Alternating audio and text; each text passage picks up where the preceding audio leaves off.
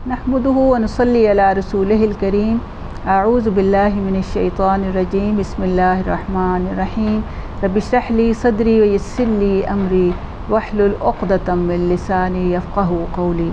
हज़रत उमर रज़ियल्लाहु अन्हु की शहादत के वाक़यात हम देख रहे हैं कि किस तरह से ये सानहा जो है वो पज़ीर हुआ और इसमें जो अहम असबाक़ हैं वो क्या हैं, ताकि हम अपनी ज़िंदगी में उसको शामिल कर सकें।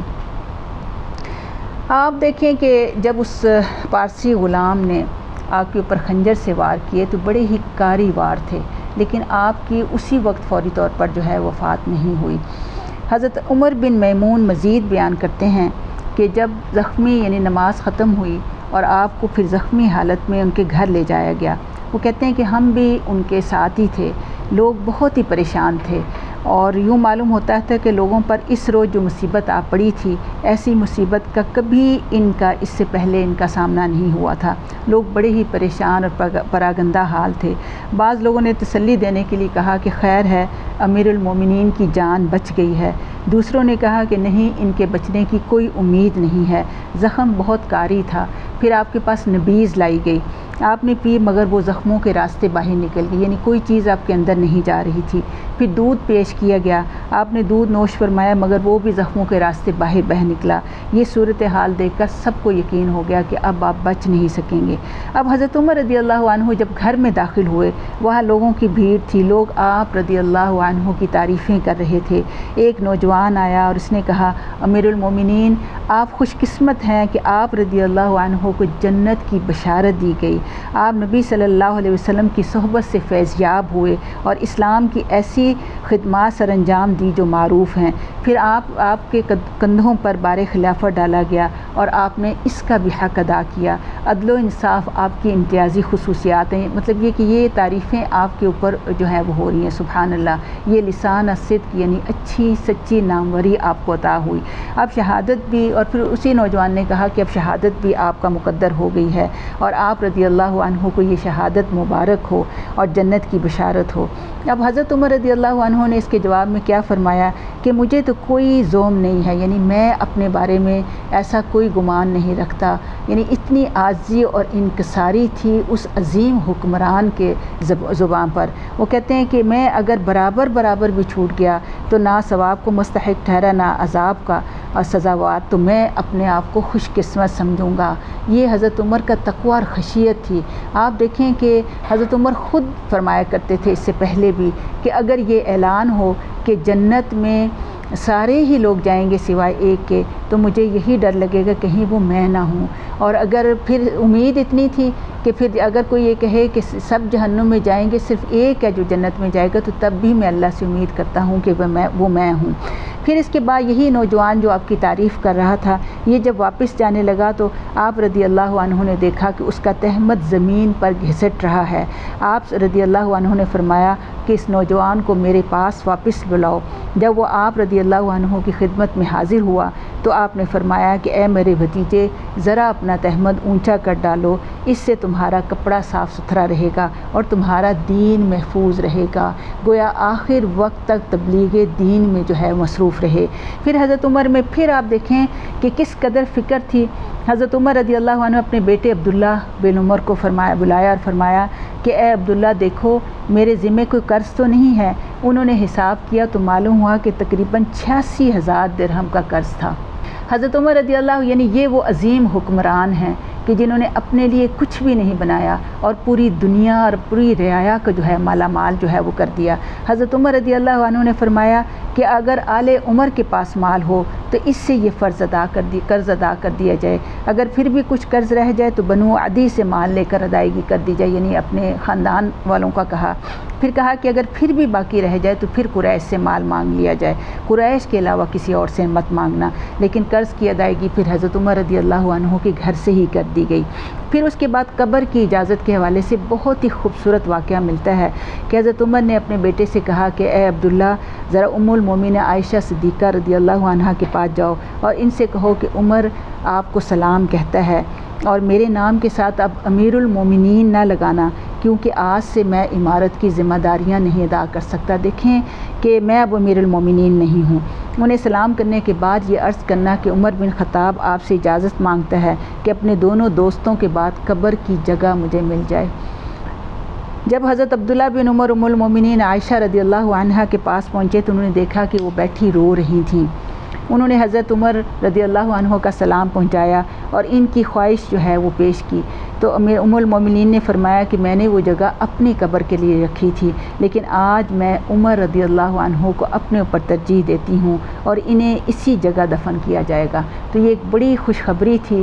ساری آپ دیکھیں کہ جتنے بھی ہمیں واقعات ملتے ہیں پیارے نبی صلی اللہ علیہ وسلم کی زندگی میں، صاحبین ان کو کہا جاتا ہے، یعنی دو ساتھی، اور ہر جگہ دیکھتے ہیں کہ جہاں بھی نبی صلی اللہ علیہ وسلم گئے ساتھ حضرت عمر حضرت ابو بکر جو ہیں وہ گئے۔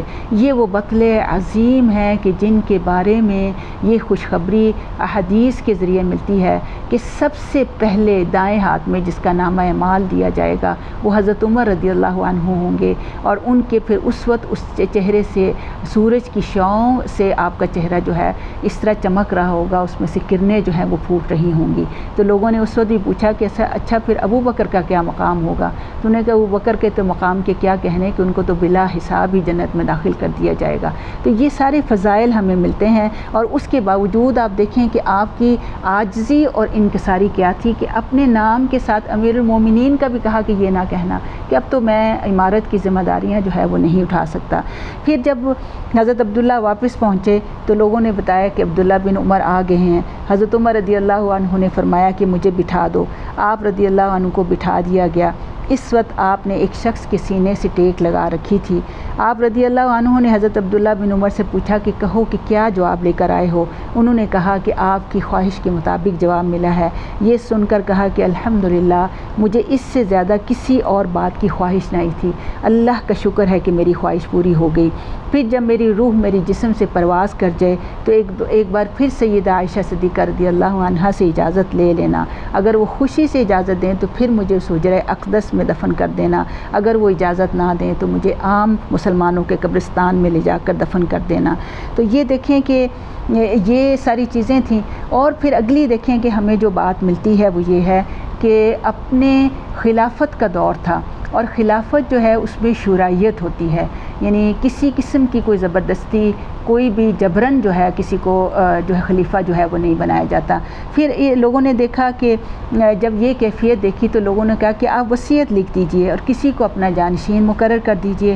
تو آپ رضی اللہ عنہ نے فرمایا کہ اس کام کے لیے 6 آدمیوں سے زیادہ کسی اور کو میں مستحق نہیں سمجھتا، جن سے رسول اللہ صلی اللہ علیہ وسلم زندگی بھر خوش رہے اور وفات کے وقت بھی ان سے راضی ہوئے تھے۔ تو 6 رکنی جو کمیٹی بنائی تھی اس میں آپ نے 6 صحابہ کے نام بتائے۔ اس میں سب سے اوپر حضرت علی بن ابی طالب رضی اللہ عنہ کا نام تھا، پھر حضرت عثمان بن عفان، اور پھر زبیر بن عوام، طلحہ بن عبید اللہ، سعد بن ابی وقاص اور عبد الرحمن بن عوف۔ یہ عمر تلمسانی نے جو حضرت عمر رضی اللہ عنہ کی سوانح عمری لکھی ہے اس میں یہ ساری چیزیں ہمیں ملتی ہیں۔ پھر انہوں نے فرمایا کہ عبداللہ بن عمر بھی تمہارے ساتھ مشورے میں، یعنی اس سے مشورہ تم کر سکتے ہو، لیکن وہ خلیفہ بننے کے اہل نہیں ہے۔ گویا اپنے بعد اپنے بیٹے کو جانشین جو ہے وہ مقرر نہیں کیا، سبحان اللہ۔ پھر وضاحت کرتے ہوئے فرمایا، پھر اس کے بعد آپ کی خاکساری اور انکساری کو ہم دیکھتے ہیں کہ اپنے بیٹے عبداللہ بن عمر سے فرمایا کہ میرا سر تکیے سے اٹھا کر نیچے خاک پر رکھ دو، شاید میرے اللہ میرے خاک آلود سر کی وجہ سے مجھ پر رحم فرمائے۔ دیکھیں یہ خشیت، یہ خوف ایک مومن کا سرمایہ حیات ہے، اور یہ خوف ہی ایک مومن کے دل میں ہونا چاہیے۔ اللہ کا ڈر اور خوف ہے جس کی وجہ سے پھر اللہ تعالیٰ بندے کو معاف کرتا ہے۔ اور پھر انہوں نے فرمایا کہ اگر میں اللہ کی رحمت سے محروم رہوں تو تباہی ہے میرے لیے اور تباہی ہے میری ماں کے لیے، اے کاش کہ میری ماں نے مجھے جنا ہی نہ ہوتا۔ یعنی اس قدر حساب کا اور جواب دہی کا احساس آپ کے اندر موجود تھا۔